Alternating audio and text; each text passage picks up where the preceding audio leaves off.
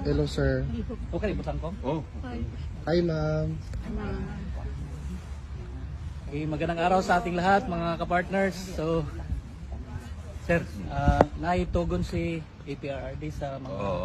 pinapabot niya yung pasasalamat niya sa patuloy niyong suporta sa kanya at pinapaalam niya sa buong sambayan ng Pilipino na patuloy po raw suportahan ang PDP laban Duterte 10 Senators plus 2. Final niya, in-endorse ngayon sa loob, pinapaalam sa inyo si Kerubin pati si Hunasan.